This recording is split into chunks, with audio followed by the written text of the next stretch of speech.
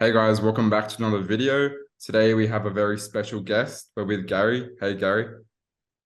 Hey guys, how you doing? Thanks That's for good. having me on. Great. Yeah, so Gary is a high-performing sleep coach for eight-figure entrepreneurs and leaders around the world. And we really wanted to get him on because we want to understand more of how important sleep is. So do you want to sort of introduce yourself, Gary, and what you do? Yeah, man. Yeah, it's great to be here, and I'm looking forward to chatting with you guys. So yeah, my whole philosophy is sleep is the foundation of your health, and unfortunately, in the health and fitness space, a lot of people don't preach it enough. Now, there's nothing wrong with nutrition and fitness. Of course, people get fantastic results with that, but I think when it comes to all-encompassing health and optimal health, I really do think you need to triple down on your sleep before you even touch nutrition and fitness. And that's what makes it the most sustainable thing. And I also think people really, really leave a lot on the table with their performance and their overall well-being and mental health when they don't look at their sleep. Now, going back to nutrition and fitness again, you can get good results with that. Obviously, exercise releases serotonin, it makes you feel good. Good nutrition obviously helps balance that. But if you're not focusing on your sleep, you're always kind of on the seesaw. You're just flicking back and forth between, and there's no real sustainability because the body needs that balance. And that's my whole philosophy. So that's what I teach to my clients, and it's what I kind of help them drastically improve so they can give more to their business, they can give more to their family as a leader, they can spend more time doing the things that they love because they're not stressed, they're not always thinking about work because their mind's in a better place. And yeah, there's a whole kind of tangent we can go on, but that's the basic foundation of what I do. Yeah. So how do you kind of see the general public's sleep? Do you reckon that the general public is getting pretty bad sleep overall, or what are your thoughts? Well, here in the UK, I don't know what it's like with you guys in Australia, but here in the UK, it's absolutely appalling. Um, I think it's the similar. health in the UK, yeah, the health in the UK is declining rapidly. I know it's even worse in the US, but the US is probably one of the most unhealthy countries in the world, as we all know. UK is going that way, believe me. And people are just kind of just going with flow. Like they don't understand, and I don't expect them to understand how important sleep is because it's not math marketed information. This is the thing. We all know how bad the government health advice is, Hmm. how bad it has been in recent years with things like the C word going around and people talking about that. Excuse me. And yeah, nutrition advice is obviously very poor as well. So people kind of buy into this information and think that it's the way that they could all live their lives. And obviously, sleep is never spoken about because it's something that we take for granted. It's an unconscious process. People don't give any thought to it. They just kind of go, "Yep, I just sleep and that's it." And if we had mass marketed information around how to improve your sleep, which is obviously one of my goals to help as many people as I can, I do believe the quality of people's mental health would drastically improve. Their overall waistline would drop because sleep is so instrumental in weight loss and recovery and balancing hunger hormones and balancing the body's physiology. But yeah, it's just left in the dark because the government don't want you to know about it. People aren't going to actively go and seek it. They may seek sleep help, and then obviously when that comes up, they go to the doctor. They get given tablets. And yeah, that's another thing that I'm passionate about as well. My wife's been through something similar with that, with depression. Just go to your GP and you just get given a label, and same with sleeping pills. People just get handed them out like candy. Worse in the US, and it's getting very, very bad in the UK. And there's no actual advice for people. So yeah, it's horrific, and it's not always people's fault that they are in this position. It's just kind of the resources they have at their disposal. But the good news is anyone can improve their sleep, and I'm hoping to share some tips on how to do that on this podcast. Yeah, yeah. Well, how about we do that now? How do we actually get better sleep? Yeah, so the basic principle, number one rule is light. Um, in the modern world, we're spending way too much time indoors and not enough time outside. And you guys will know this because you kind of like in the ancestral mindset and Yeah. obviously Yeah. carnivore hunter gatherer sort of thing. Um, Years and years ago, a lot of jobs were agricultural. People were outside farming, especially in Australia where you guys are. I mean, so much land out there. There's so many farms, and people would spend loads of time outdoors. And it's the Yeah. same in the UK. That's why in the UK we invented daylight savings time to help the farmers and with harvest and things like that around that time of year. Unfortunately, now with the developments in the modern world, humans haven't caught up yet, and our biology and physiology are way behind. And we're now spending way too much time in offices under poor lighting, under artificial lighting, and our bodies are never getting that signal. Now in the UK, obviously, in winter time, it's very, very low light, but we're getting up, we're getting up, we're going straight to the office, or we're getting in a car going straight to the office. We're not actually getting any sunlight or even any kind of bright, intense light for a duration of 30 minutes or more. And then we go and sit in an office for 8 hours, and we come home and it's dark and we sit in front of a TV. Our circadian rhythm and our biology never gets that signal to actually start our sleep cycle.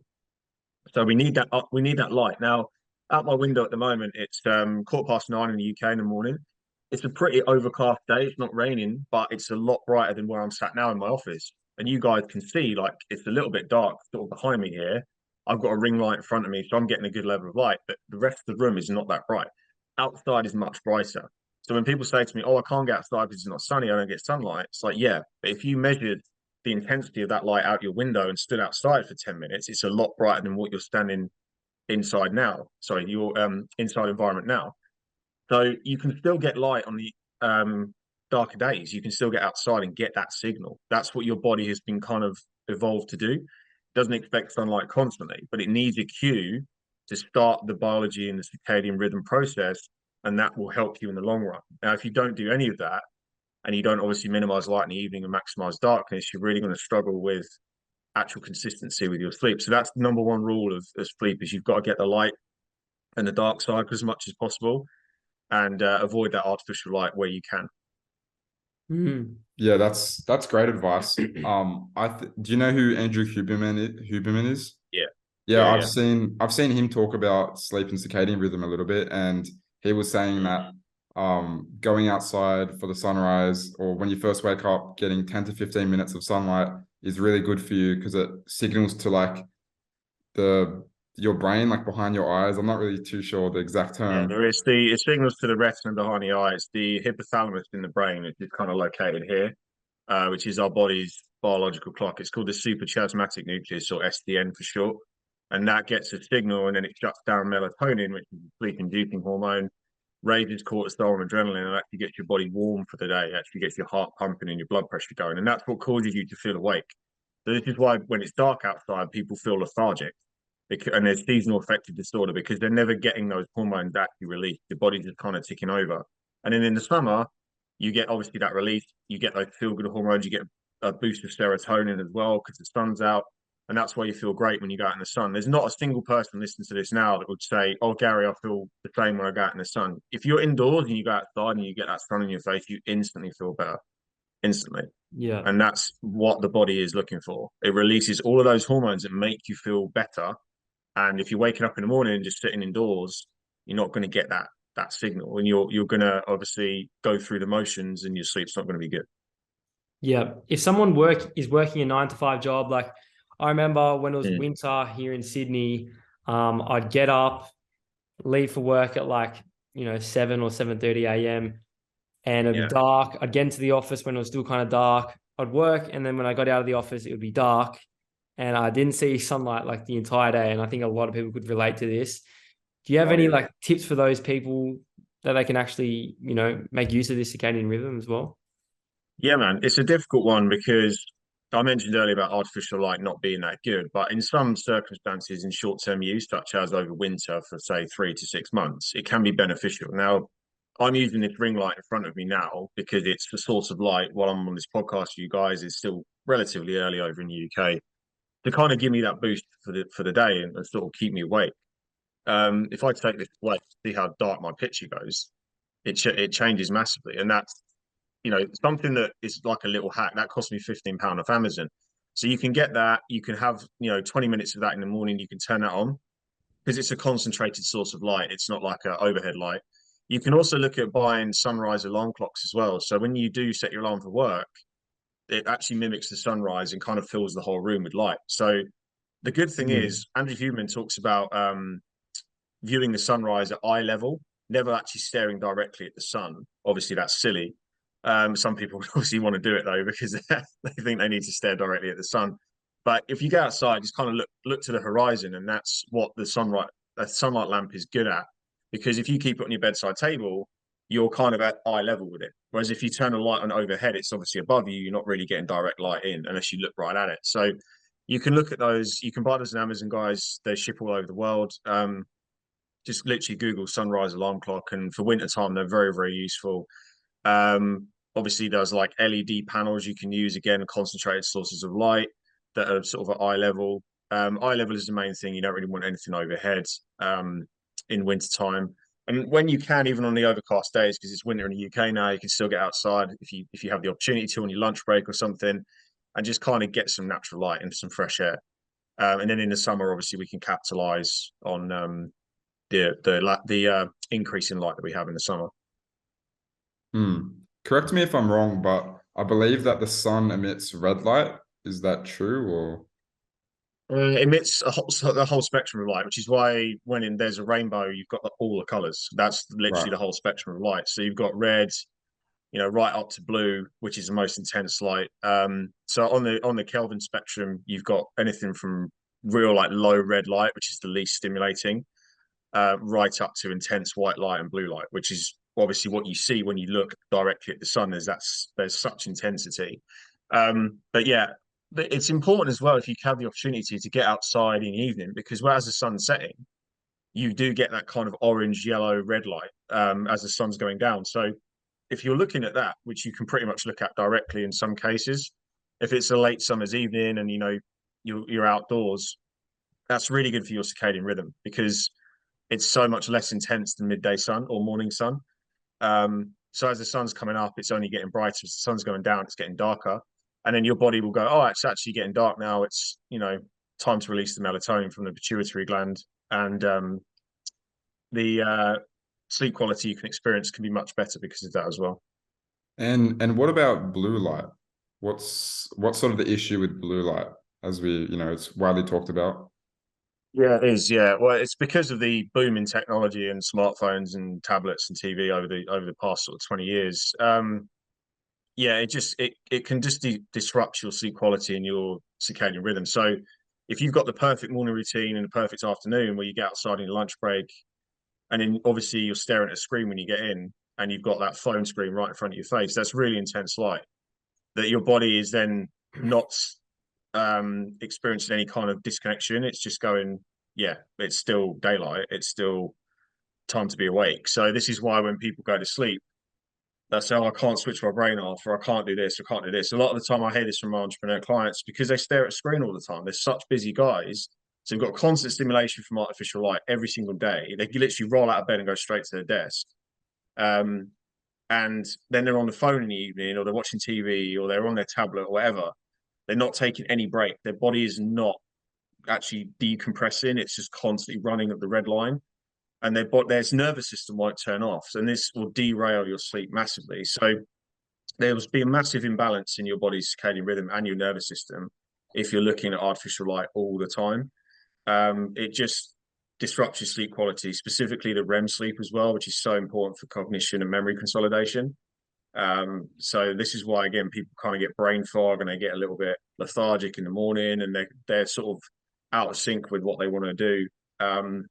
They feel a little bit lethargic. That's all to do with sleep quality, and disrupting it is one of the biggest things through artificial light and blue light.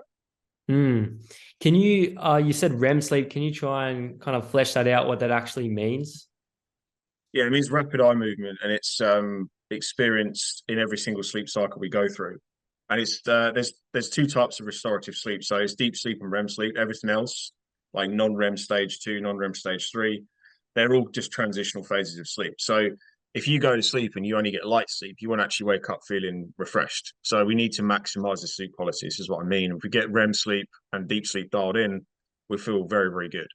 Most people in an 8-hour period would need, say, 90 minutes to 2 hours of deep and about an hour to hour and a half of REM. Most people would feel very good on that. So if you're tracking your sleep and you're wearing an accurate tracker or relatively accurate tracker, such as an Oura Ring, you can kind of get a good idea around that. And the overall thing is just how you feel in the day. If you're waking up and your body feels heavy, your head feels heavy, even after an hour of being out of bed, it's highly likely that your sleep quality is poor. But REM will help consolidate memories. It will improve learning, new neural pathways as well, help you articulate better. If you're struggling with sleep, your speech is going to be kind of slow. It's going to be a little bit slurred maybe because your brain can't keep up with what you want to say. I used to be in that category all the time when I was working in office and I'd want to present to a crowd and do a meeting, and my speech would be like, oh yeah, what do I need to say now? And you kind of struggle to get into a flow, and your brain's just sort of lagging behind. And REM is so crucial as well for removing any kind of toxin from the brain.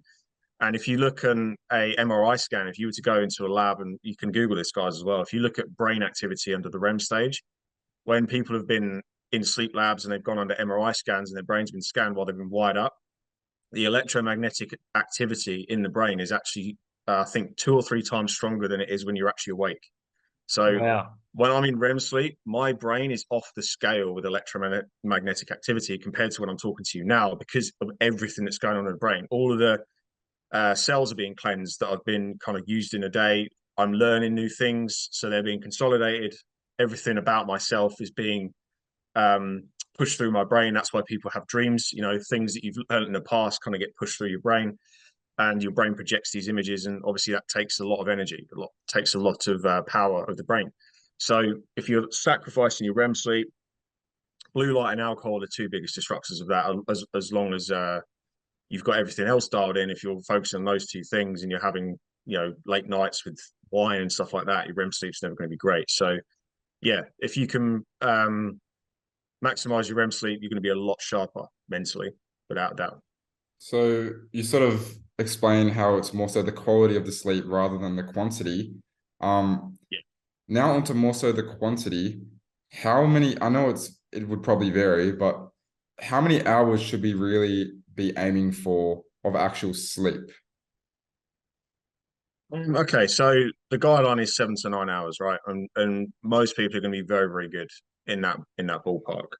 Now, if anyone says to me, "Oh, Gary, I feel great on 5 hours," right? The chances of someone feeling fully rested, and you can look this up as well. I mean, fully rested after 5 hours of sleep is 1 in 5 million. Now, this is because of a genetic deficiency in someone's body. Okay, so there's a gene called DEC2, and if you have a deficiency in that gene, which is chances of you having is 1 in 5 million, you can actually operate on 4 to 5 hours of sleep. So people always throw up examples and go, "Oh, Margaret Thatcher slept for 4 or 5 hours a night. You know, Winston Churchill didn't sleep great." Yeah, but these people are the exception, not the rule. Okay, that's why you can only think of 2 or 3 of them, because they're the exception. What about the millions and billions of other people out there that are doing this poor sleep habit with 4 or 5 hours a night and they're still feeling like crap? So yeah, that's a very, very rare circumstance. Now, if you're really struggling with your sleep, I'd always recommend starting with 6 hours, because 7, 8, 9 can feel like too much of a jump. Okay. Now, if we go back to sleep quality and we marry the 2 up of duration and sleep quality, so we can maximize our quality in 6 hour period, which is 4 solid 90-minute sleep cycles, we can then look to increase it 6.5 to 7, 7.5, and 8. Now, obviously, the feedback you want to get here, biofeedback, is how you feel. No one's going to feel great on 6 hours in the long term, but you're going to feel a lot better than, you know, 7 or 8 hours of really, really poor sleep, because you're trying to chase that number when you're only getting 5.5 right now. So get 6 hours, be consistent with it. Have, you know, a window, say 11 till 5. That's your sleep window, and then you've got a wind down routine. It's an hour. So 10 till 5 is your 7 hour routine. So you build that consistency over 4 weeks, and then look to increase it over the next 4 weeks and next 4 weeks. I work with people over 12 weeks. So that's basically what I do. A lot of the entrepreneurs that come to me just have so much going on. They feel they don't have time for sleep. It's just like, well, why am I going to try and get someone to chase 8 hours when they're already pressed for time? Because that accountability is not going to work. So like, right, let's dial it back, focus on quality sleep, because they're currently getting 7, 8 hours of broken sleep, or they're spending 10 hours in bed to get 5 hours of sleep because they can't switch off at night. So let's get 6 hours.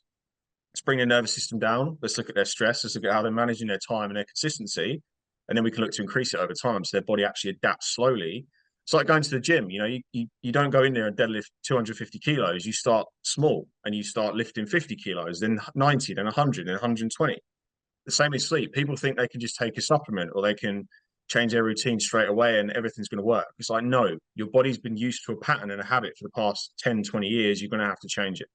So we have to look at the quality first and then marry it up with the duration. To answer your original question, 7 to 9 hours for the masses is what I would preach. but we need to start small if you're really struggling with your sleep, and focus on 6 hours of quality sleep first and look to increase it. That's definitely not what I expected. But yeah, that's really good insight. Another question about people kind of doing the rise and grind mindset. They're going to sleep at like 9 or 8 p.m. and then they wake up at 4 a.m. Oh, right. What do you think about that? Like, I've heard a lot of people saying it's great, a lot of people saying it's not so good. What's your thoughts?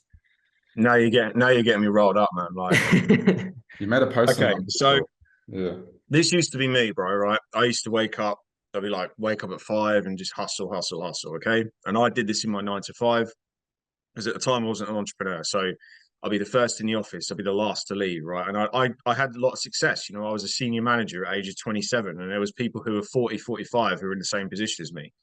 But I ended up ruining my health. Yeah. Now, this is what people are falling into the trap of. They think that in order to be the next Elon Musk, in order to be the next Steve Jobs or Jeff Bezos, they need to do this right. Now, yes, you can do it in the short term, but if you're not as business minded and as sharp and as intelligent as these guys, you're never going to be them. So they did it at the start, right? When Bezos was building Amazon, there's that famous picture of him sat at his desk with Amazon.com written in blue paint on the wall on a piece of paper. Right, he was the kind of guy that would be running on 4 or 5 hours of sleep a night, but he also had the intelligence and academia and the people around him to make his business a reality. People think they can do this solo and be successful. Now, again, it's the exception, not the rule. Bezos, Musk, Steve Jobs, they're all exceptions. If you want to be a successful entrepreneur, my opinion, of course, people debate me on this, is get your sleep sorted first and build your schedule around your sleep, not your sleep around your schedule. Now, the problem is people will go, oh, I've got all this work to do. And they'll spend 15 hours a day working, and then they'll only leave a small amount for food and sleep. Now, if you have the reverse mindset and you go, right, I need 7 or 8 hours to perform at my best and actually be productive, instead of spending 15 hours a day at my desk and getting nothing done because I'm just procrastinating and doing little menial tasks, and I actually think I'm being busy, you can do a lot more because you're going to operate from a place of productivity, performance, and ultimately motivation and discipline. How hard is it for you, if you're sleep deprived, to actually be motivated and disciplined?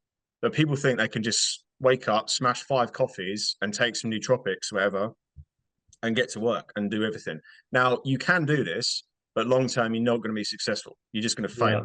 Because you're not moving the needle in your business. You think you are being busy, but because your mind is so out of whack with what you're actually trying to achieve, because you're sleep deprived, you don't have the awareness and cognition to then go, oh shit, I'm not actually doing anything productive. I'm just doing all these bullshit tasks that aren't moving the needle in my business. So when people say to me, oh yeah, hustle and grind, I'll be like, okay, you work 15 hours a day. I'll give you one of my clients who works 6 hours a day, and I guarantee you he'll do twice as much work because his sleep is dialed in and your sleep is not. Your sleep's all over the place. So I fucking hate hustle culture, and excuse me for cussing, but it's something that has been perpetuated in society as a lie because you think you need to do more to be successful. The reality is your sleep is the number one thing that's going to make you successful if you dial it in and actually, you know, put your effort and your productivity into your business because you know what you need to do every single day when you wake up.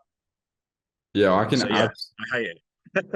I can absolutely relate because when I was studying for my final exams at school, I didn't really have a good mindset. I was just trying to study for like 13 hours a day and just study so much, but I never actually felt like I got anything done, and sleeping just felt pointless. I'm like, I had an exam the next day and I'm like, oh, I want to memorize these cards. Let's go over these cards. Don't worry about sleep. I need to learn this, but you're probably better off getting the extra sleep so your brain can actually understand the things that you learn throughout the entire day. Absolutely, man. Yeah, it goes back to what I was saying about REM. Like, you need quality REM to actually memorize what you're learning.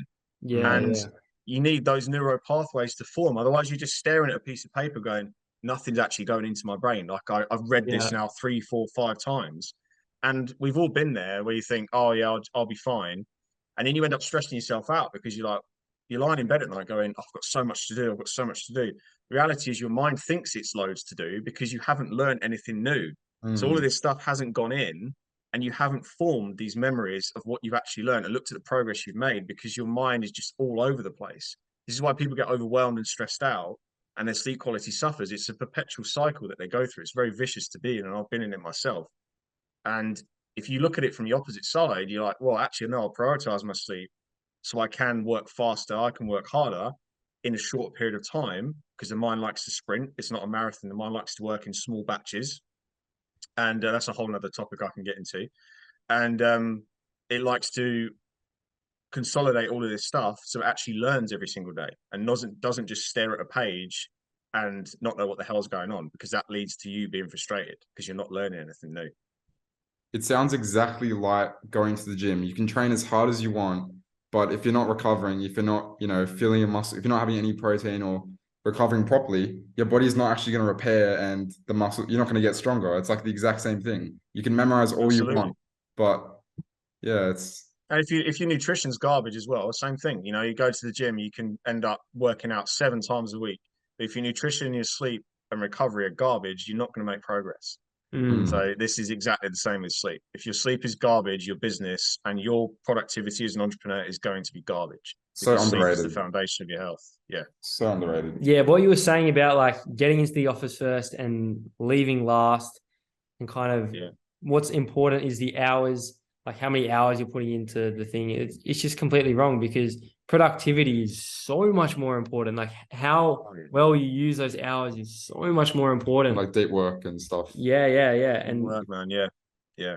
Because when I think for me personally, I would only have, the maximum 4 to 6 hours of like deep work, actually productive. But if you can actually get that 4 to 6 hours of deep work, like anything, you can do so much. It's unbelievable. Yeah, because that's it, man. Yeah, because also like with our YouTube channel, like sometimes we can just find ourselves just, doing pointless tasks, or, maybe trying to change the logo with a banner, or we try not to do that, but just doing pointless tasks, and it feels like you're being productive, trying to collab with people a lot, which is still a great thing, but it's really those few tasks, uploading videos, improving on yourself, learning more, that really move the needle in your business or in your projects, which is what you said before. Absolutely. Yeah. No one cares about your logo, man. They care about the content you produce. And that's the thing. Yeah. Yeah. So our channel is mostly about nutrition.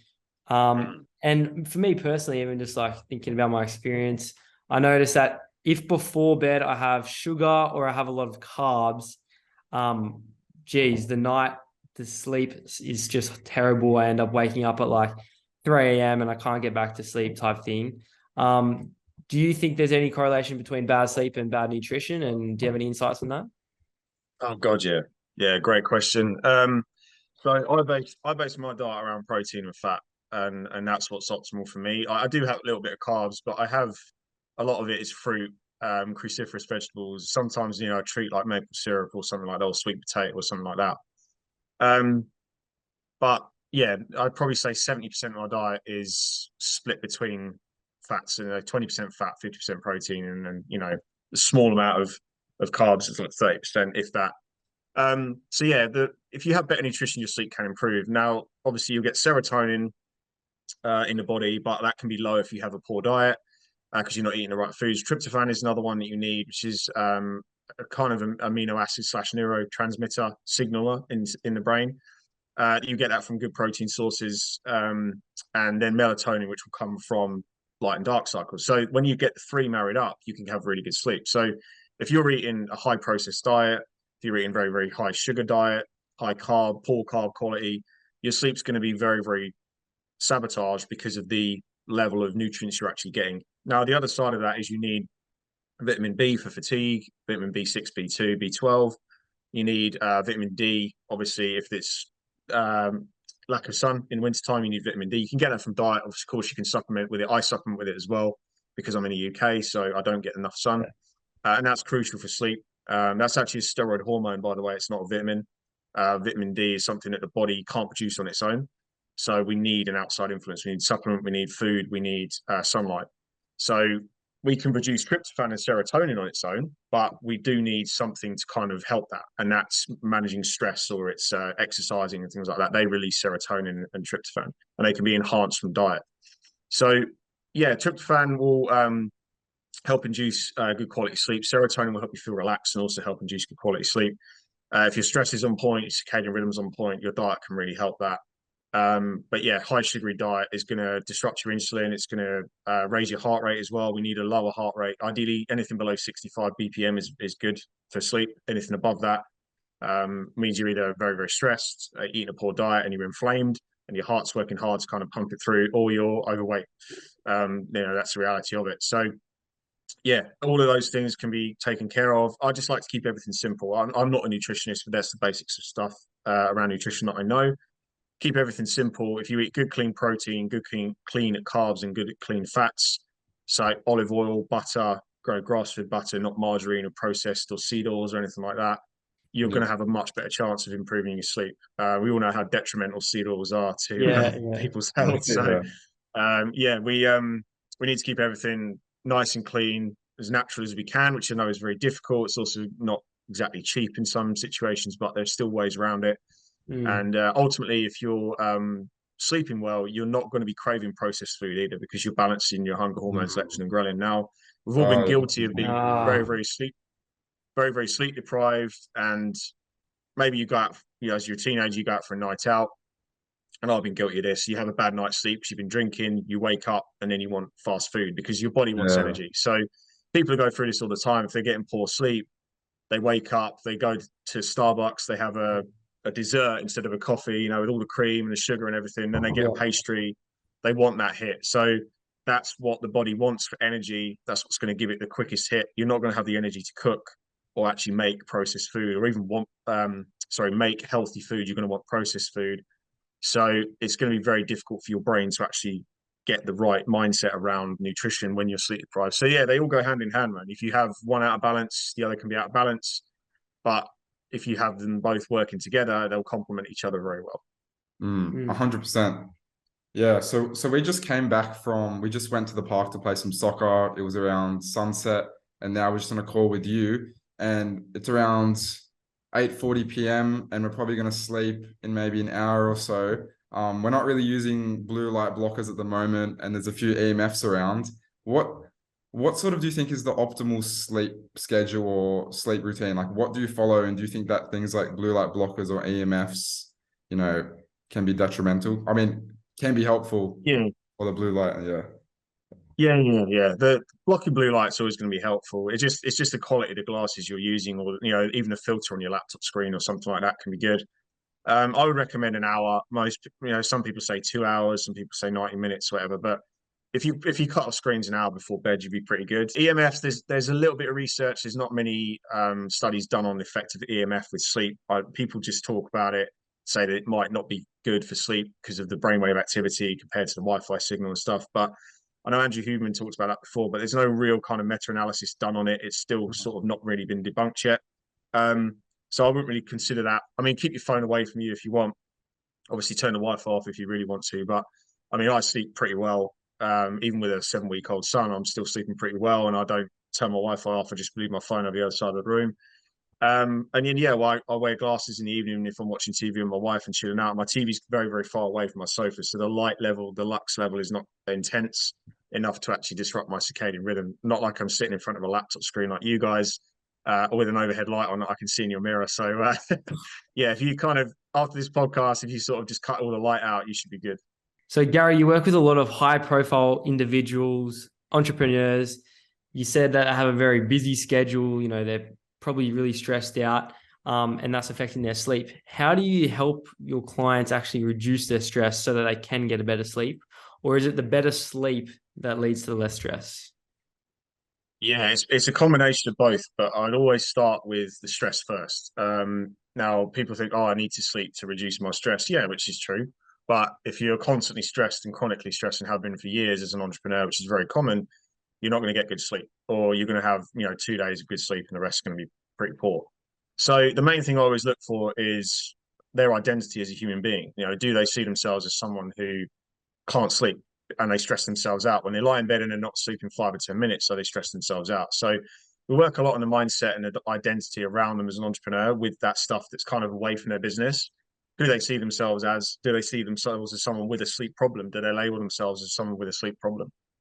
And then we look at their values, you know, what they value the most. Do they value work over their health? Do they value money over their health? And we kind of look to identify this as well. And once they form this attachment to it, and they think, actually, yeah, my health is the number one thing. And I'm not going to wait until I'm in a worse situation to actually do something with my health. I need to act now. Then they can start to kind of actually sort of put work and money below their health and sort of prioritize everything. So then obviously you start reversing the psychology, changing the neuroplasticity in the brain a little bit as well. Yeah. And then you start to incorporate natural things, right? So if someone likes meditation, we could try that. My favorite personally is breath work or progressive muscle relaxation for someone to do, you know, 20 to 30 minutes before bed, or even doing it in bed. Progressive muscle relaxation is very good while you're lying down. I know the army use a technique where they can like fall asleep in 2 minutes in the middle of a war zone, so you can look that up. So they lie down. Obviously, they're not necessarily sleeping on a bed either. They may be sleeping outside, and they can actually relax their body, make yourselves feel heavy, and actually induce good quality deep sleep. So there's loads of techniques out there. I have kind of a library that I use for my clients, depending on what they want to achieve and what their problem is.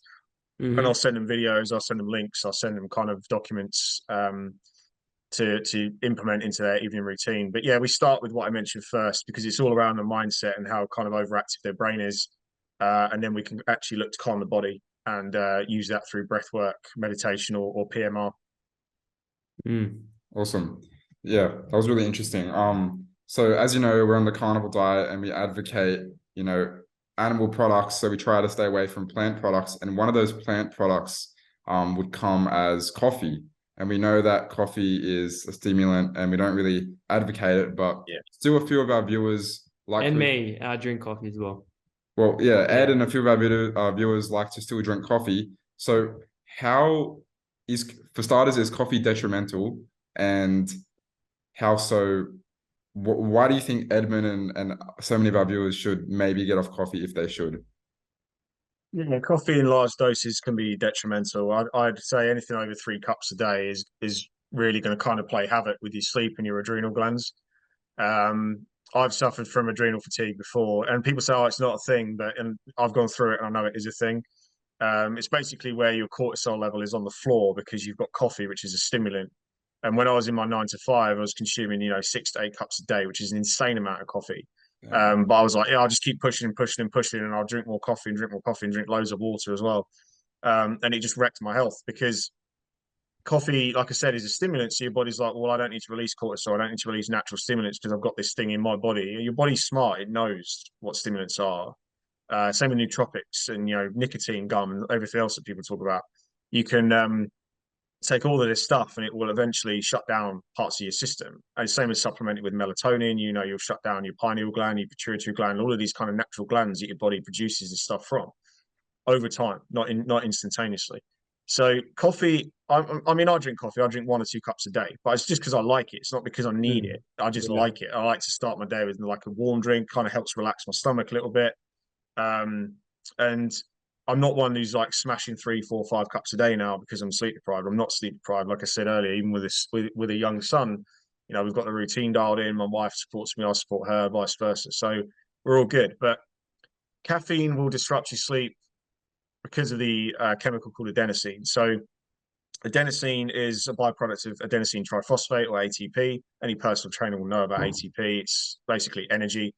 So it's a waste product of energy, is adenosine. That binds to the receptors in the brain that then cause you to feel sleepy. Now, the difference between feeling tired and sleepy is sleepy, you shut your eyes and fall asleep. Tired is where you just kind of need to sit down and take the weight off your feet and you feel a little bit lethargic. So it will stop that signal for you to actually go to sleep, alongside obviously your circadian rhythm and melatonin. So you have a build up, what we call sleep pressure, of adenosine throughout the day. If we move, if we work, if we use our brain, we're releasing ATP. It's energy. Okay.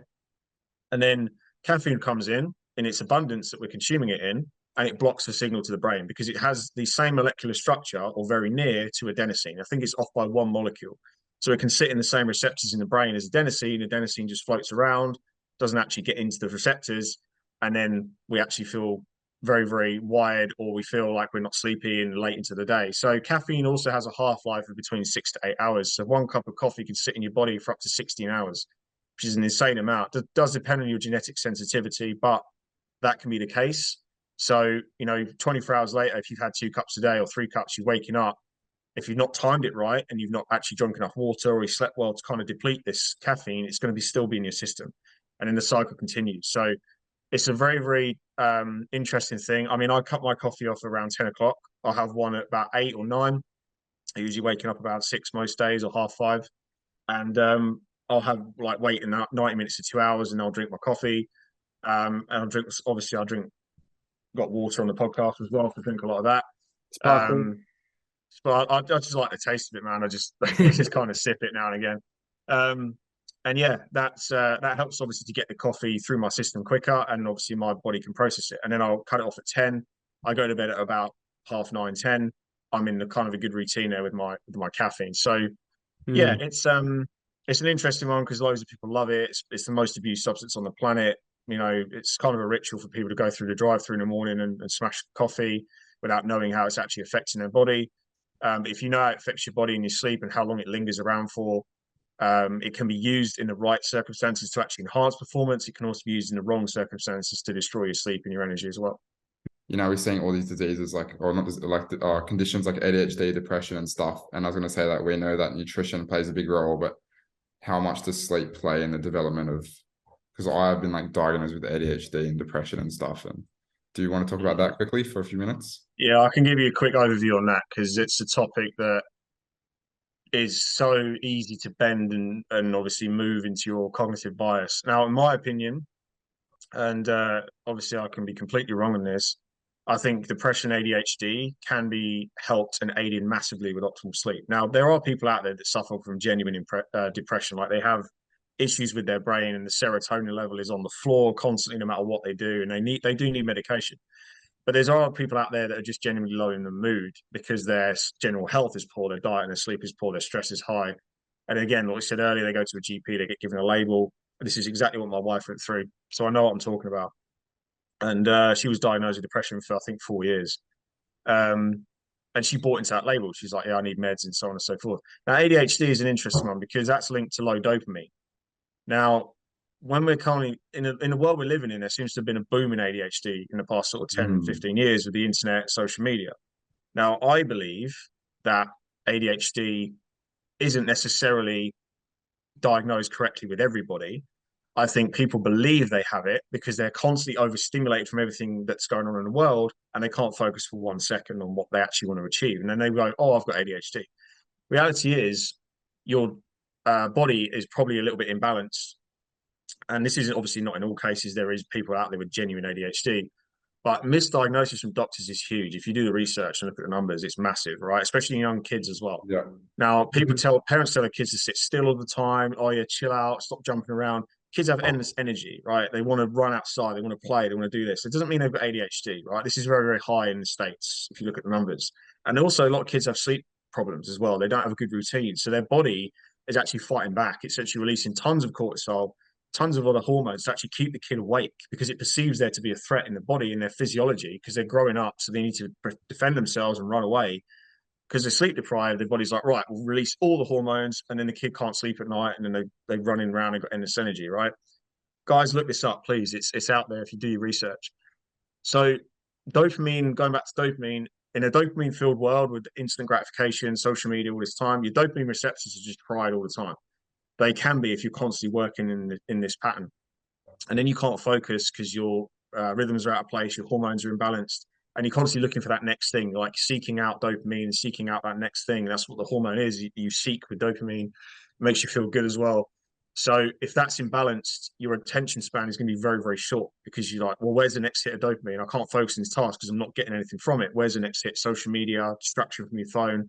So then people go, oh, I've got ADHD. It's like, no, have you tried all this other stuff first? You actually de-stimulated yourself, decompressed yourself, taken you away from all the stimulation from work, from social media, and actually tried to see how your body feels then.